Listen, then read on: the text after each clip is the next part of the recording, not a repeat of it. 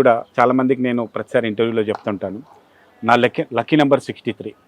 నా car number కానీ, నా ఇంటి నెంబర్ కానీ, అన్ని నెంబర్లు 63. నాకు పడ్డ ఓట్లు కూడా 63 ఆ రోజు. 63 ఓట్లతో గెలిచాను. దేవుడు నా లక్కీ నెంబర్తో పాటు నాకు ఓట్లు వేయించి గెలిపించాడని అనుకున్నాను. And coming to the HCA అనేటప్పటికీ ఇట్ వాస్ అనే ఓల్డ్ అసోసియేషన్. సో ఈ అసోసియేషన్కి సర్వ్ చేయడం అనేది కూడా ప్రతి ఒక్కరికి కూడా ఒక్కొక్క లెక్క ఉంటుంది. కానీ మీరు ఎప్పుడైతే పగ్గాలు చేపట్టారో ఆ చేంజెస్ ఏమనిపించింది? సో మీరు ఎప్పుడైతే పగ్గాలు తీసుకున్నప్పుడు ఏం మార్పులు ఉన్నాయి, ఇప్పుడు వచ్చిన తర్వాత ఈ 1 ఇయర్కి ఏం మార్పులు వచ్చాయి? ఇది 1936లో స్టార్ట్ అయిన ఆర్గనైజేషన్ అండి.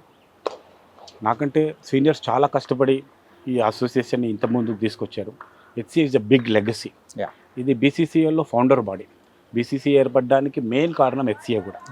అప్పటి నుంచి కూడా హైదరాబాద్ క్రికెట్ అసోసియేషన్కి రెగ్యులర్గా చాలామంది వర్క్ చేస్తూ వచ్చినారు. ఇట్లాంటి స్టేడియంలో ఒకటి హైదరాబాద్ క్రికెట్ అసోసియేషన్ కన్స్ట్రక్ట్ చేయగలిగినది. ఒక 39,000 సీటింగ్ కెపాసిటీలో ఉంది.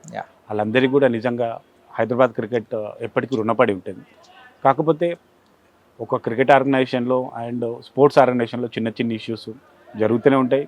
అట్లాగే ఇది ముందు నుంచి కూడా వస్తున్నాయి, ఎప్పటి ఫ్యూచర్లో కూడా ఉంటాయి. నాతో ఆగేది కాదు, నేను మొదలు కాదు, నేను అంతం కాదు. దీనికి ఒక అసోసియేషన్ అన్నప్పుడు అసోసియేషన్లకు ఇష్యూస్ ఉంటాయి. అవన్నీ పక్కకు పెడితే ఫ్రమ్ ద బిగినింగ్ హెచ్సిఏకి డెవలప్మెంట్ ఏదో ఒకటి జరుగుతూనే ఉంది. నేను రాకముందుకు కూడా చాలా డెవలప్మెంట్ జరిగాయి. గ్రౌండ్స్ పెట్టాం, చాలామంది ప్లేయర్స్ని మనం ఇండియా లెవెల్లో ఆడిపించాం. ఐపీఎల్ వచ్చిన తర్వాత ఐపీఎల్లో కూడా ఆడిపించాం. అయితే నేను వచ్చే కంటే ముందు ఈ గ్రౌండ్ ఈ కెపాసిటీ ఇప్పుడు మీరు చూస్తున్న ఈ బ్యూటిఫికేషన్ అంతా కూడా చాలా ఇబ్బందికరంగా ఉండింది.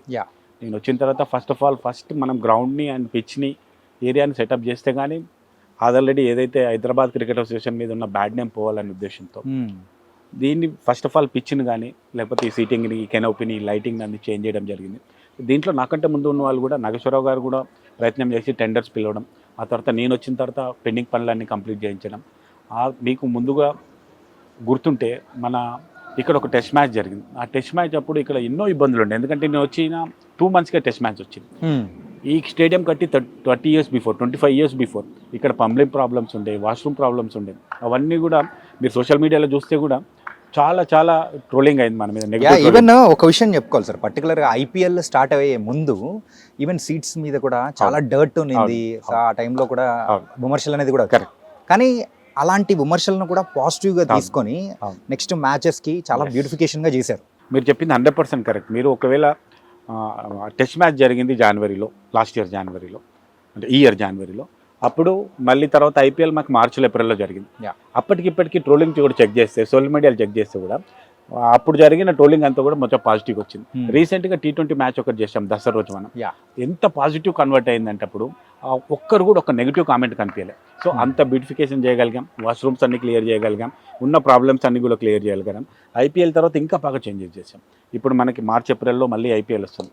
అప్పుడు ఇంకా టోటల్ చేంజ్ మీరు చెక్ చేస్తారు, చూస్తారు. అందుకేనా సార్ మొత్తం సీటింగ్ వచ్చేటప్పటికి కంప్లీట్గా ఆరెంజ్ ఆర్మీతో నిండిపోయినట్టు? ఇప్పుడు మన గ్రౌండ్ని హోమ్ గ్రౌండ్ ఎస్ఆర్హెచ్ కింద తీసుకున్నాం. ఎస్ఆర్హెచ్ కోరిక మీదకు మనం ఈ గ్రౌండ్ అంతా కూడా ఆరెంజ్ సీటింగ్ చేయించాం. వాళ్ళు మనకు సపోర్ట్ చేస్తా అన్నారు. వీళ్ళు డిస్కసింగ్ ఎస్ఆర్హెచ్ వాళ్ళు కూడా మనకి ఏం చెప్పారంటే సీటింగ్ అంతా కూడా ఆరెంజ్ కలర్లు ఇవ్వండి, మీకు ఏమైనా స్టేడియంలో ఇన్ఫ్రాస్ట్రక్చర్లో మేము కొంచెం పార్ట్నర్షిప్ అవుతాము అన్నాము. ఇక్కడే మనం పక్కన ఇప్పుడు యాక్చువల్గా ఇక్కడ 500 కార్స్కి పార్కింగ్ పాసిబిలిటీ ఉంది. ఇక్కడ ఒక మల్టీ లెవెల్ కార్ పార్కింగ్ చేయాలని ఒక ప్రయత్నంలో ఉన్నాం. దానికి ఎస్ఆర్హెచ్ సపోర్ట్ కూడా తీసుకుంటున్నాం. అయితే వాళ్ళు చెప్పింది కూడా ఏంటంటే మా ఆరెంజ్ సీటింగ్ ఇవ్వండి, మాకు ఇంకా సపోర్ట్ చేయండి, ఆ పార్కింగ్ అంతా కూడా మేము చేసిస్తామని చెప్పాం. వాళ్ళతో మాట్లాడుతున్నాం. మేబీ ఈ ఐపీఎల్ టైంలో వాళ్ళతో కాంట్రాక్ట్ అగ్రిమెంట్ అయ్యి దాంట్లో మేము ఒక మల్టీ లెవెల్ పార్కింగ్ మినిమం ఒక 1000 to 1500 పార్కింగ్ ఒకటి మల్టీ లెవెల్ పార్కింగ్ చేయాలని మేము ప్రయత్నం చేస్తున్నాం. సార్ ఇంకోటి ఏంటంటే మీ చాలా ఇంటర్వ్యూస్లో కూడా నేను విన్నాను, కొన్ని చూశాను. ఏంటంటే ఐపీఎల్ టికెట్స్కి దానికి సంబంధించి సో హెచ్సిఏతో సంబంధం ఉండదా? ఉంటుందా? చాలాసార్లు ఈ క్వశ్చన్కి నేను ఆన్సర్ ఇవ్వడానికి ట్రై చేశాను. మళ్ళీ మీరు ఒక మంచి క్వశ్చన్ ఐపీఎల్ ముందు అడిగారు, థ్యాంక్ యూ ఫర్ దాట్. ఐపీఎల్కి ఏ స్టేడియం కూడా ఈవెన్ బీసీఏకి కూడా టికెట్కి సంబంధం ఉండదు. ఎనీ స్టేట్ ఆర్గనైజేషన్ కూడా. ఇది ఓన్లీ మనం ఫంక్షన్ హాల్ వాళ్ళకి ఎట్లయితే పెళ్లి చేసుకునే వాళ్ళకి రెంట్కి ఇస్తామో ఐపీఎల్ ఎస్ఆర్హెచ్ టీమ్కి దీన్ని మేము రెంట్కి ఇస్తాం. ఓకే. వాళ్ళు ప్రతి మ్యాచ్కి నేను ఓపెన్గా నెంబర్స్ కూడా చెప్తున్నా, ఈవెన్ మీరు బీసీసీఐ వెబ్సైట్లో కూడా చూస్తారు, 1.5 crore rupees ప్రతి మ్యాచ్కి మాకు రెంట్ పే చేస్తారు వాళ్ళు. ఓకే. ఆ రెంట్ పే చేసినందుకు టికెట్స్ కానీ వాళ్ళు కానీ అన్ని టికెట్స్ వాళ్ళే సేల్ చేసుకుంటారు. టికెట్ రేటింగ్లో మాకు సంబంధం లేదు, టికెట్ సేల్లో మాకు సంబంధం లేదు, ఈవెన్ కాంప్లిమెంటరీ టికెట్లో కూడా మాకు సంబంధం లేదు. ఓన్లీ మాకు 10% టికెట్స్ అనేది కాంప్లిమెంటరీ ఇస్తారు. ఓకే. మా సీటింగ్ కెపాసిటీ 38,000 ఉంటుంది ఆ టైంలో, ఐపీఎల్ టైంలో కొన్ని సీట్స్ తీసేస్తాం కాబట్టి 3,800 టికెట్స్ మాత్రమే వాళ్ళకి ఒక అమ్మకు కాంప్లిమెంటరీ టికెట్స్ ఇస్తారు. ఓకే. 3,800 టికెట్స్లో కార్పొరేట్ బాక్సెస్ టికెట్స్ ఉంటాయి, విఐపి టికెట్స్ ఉంటాయి. అంతేకాకుండా మా క్లబ్ సెక్రటరీస్ ఉంటారు. మా క్లబ్ సెక్రటరీకి ఈచ్ క్లబ్ సెక్రటరీకి మాకు 212 క్లబ్స్, 14 క్లబ్స్ ఉన్నాయి. ఈచ్ క్లబ్ సెక్రటరీకి మేము 4-5 టికెట్స్ ఇస్తాం. ఓకే. ప్లస్ మా ప్లేయర్స్ ఉన్నారు, రెగ్యులర్గా మాకు రంజీ ఆడే ప్లేయర్స్, వాళ్ళు ఎక్స్ ప్లేయర్స్ ఉన్నారు, ప్లస్ ఎక్స్ ఆఫీస్ బ్యారియర్స్ ఉన్నారు. వీళ్ళందరికీ టికెట్స్ ఇచ్చిన దగ్గర నా దగ్గర 50-60 మిగులుతాయి నాకు యాజ్ ఎ ప్రెసిడెంట్గా. నాకు ఎవరైనా, ఎందుకంటే స్టేడియం సంబంధించిన వాళ్ళు కానీ, లేదంటే మాకు రెగ్యులర్గా ఇక్కడ మా వెండర్స్ కానీ, వీళ్ళందరూ కానీ ఏమైనా కాంప్లిమెంట్ ఇచ్చుకుని నా దగ్గర మాక్సిమం 50 టికెట్స్ ఉంటాయి. సార్ ఇదేదో క్లారిఫికేషన్ ఎవరికో ఇస్తున్నట్టు అనిపిస్తుంది. ఏంటంటే మ్యాచ్ వస్తున్న సందర్భాల్లో అయితే ప్రతి ఒక్కరు కూడా, ఈవెన్ స్పోర్ట్స్ జర్నలిస్ట్ దగ్గర నుంచి వర్క్ చేస్తున్న ప్రతి ఒక్కరు, స్టేడియంలో వర్క్ చేస్తున్న వాళ్ళందరికీ కాల్ చేసి వాళ్ళ ఫ్రెండ్స్ కానీ, అరే మామ టికెట్స్ ఇవ్వడు మామ, టికెట్స్ అని. ఇంకా మీకైతే ఇంకా చెప్పనవసరం లేదు. అదే చెప్తున్నా నేను. జనరల్గా మన జర్నలిస్ట్ మిత్రులు ఉన్నారు, జర్నలిస్ట్ మిత్రులకు మాకు రెగ్యులర్గా మంచి అసోసియేషన్ ఉంటాయి. వాళ్ళకి మేము 1 or 2 passes ఇస్తాం, వాళ్ళ ఫ్యామిలీ మెంబర్స్కి. వాళ్ళ మీదనే అంత ప్రెషర్ ఉంటుంది. Just imagine my pressure. అది అలాగే ఉంటుంది. అంటే ఐపీఎల్కి ఇండియాలో ఉన్నంత క్రేజ్ మనం దాన్ని ఎప్పటికీ తగ్గించలేము, దాని ప్రకారంగా సీటింగ్ కెపాసిటీ కూడా పెంచలేము. ఇది ఇప్పుడు కాదు కదా, ఇంకొక 10-15 సంవత్సరాల తర్వాత కూడా ఇది ఇలాగే జరుగుతుంది. ప్రతి ఐపీఎల్ మ్యాచ్ అప్పుడు మా మీద ట్రోల్ జరుగుతూనే ఉంటుంది, మా మీద దాడి కూడా జరుగుతూనే ఉంటుంది. ఇది జనరల్గా. ఎస్, దాడి అంటే ఎలాంటి దాడి? అన్ని ఫిజికల్ దాడుల దగ్గర నుంచి ప్రతి ఒక్కటి దాకా. ఫిజికల్ దాడి అంటే మమ్మల్ని వచ్చి కొడతారని కాదు, స్టేడియం మీద వచ్చి గొడవ చేయడము, ధర్నాలు చేయడము, ఇవన్నీ కామన్. దీని మేజర్గా మా మీద బ్లేమ్ జరిగేది అంటే ఐపీఎల్ టికెట్స్ బ్లాక్లో అమ్ముకుంటారని. అదొకటి బాగా విపరీతంగా ట్రోల్ జరిగింది కూడా. So is it true?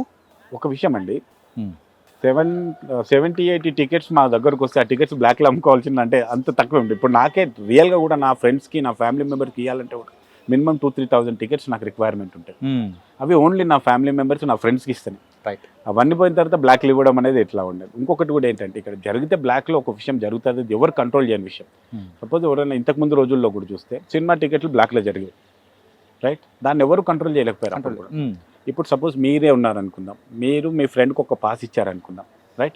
మీరు జర్నలిస్ట్గా మీకు 2 పాసులు వస్తాయి, ఒక పాస్ మీ ఫ్రెండ్కి ఇచ్చారనుకుందాం, ఆయన బ్లాక్లో అమ్ముకున్నాడు అనుకుందాం, లెట్సే. అది మనకి ఎట్లా సంబంధం ఉంటుంది, రైట్? అట్లా జరుగుండొచ్చు, జరగలేదని చెప్పలేము. డైరెక్ట్గా హెచ్సిఏ కానీ, హెచ్సిఏ ఎంప్లాయీలు కానీ, హెచ్సిఏ క్లబ్ సెక్రటరీలు కానీ ఎవరు బ్లాక్లో చేయరు, ఇది గ్యారంటీ. అంతేకాకుండా 2 విషయాల్లో బ్లాక్ జరగడానికి ఛాన్స్ ఉంటుంది. ఎవరైనా ఆన్లైన్లో ముందే టికెట్ బుక్ చేసుకొని ఆ తర్వాత వాళ్ళు బ్లాక్ చేసుకోవడం కానీ, లేదో వాళ్ళ ఫ్రెండ్స్ ద్వారా కానీ ఎక్కడి నుంచి ఒక కాంప్లిమెంటరీ టికెట్ సంపాదించి దాన్ని బ్లాక్లో అమ్ముకోవడానికి కానీ ఛాన్స్ ఉంటుంది. దాన్ని కంట్రోల్ చేయడం అనేది అది పోలీస్ అండ్ ఇంటెలిజెన్స్ డిపార్ట్మెంట్ చేయాల్సింది. అది మా చేతిలో లేని పని, మేము చేయలేని పని.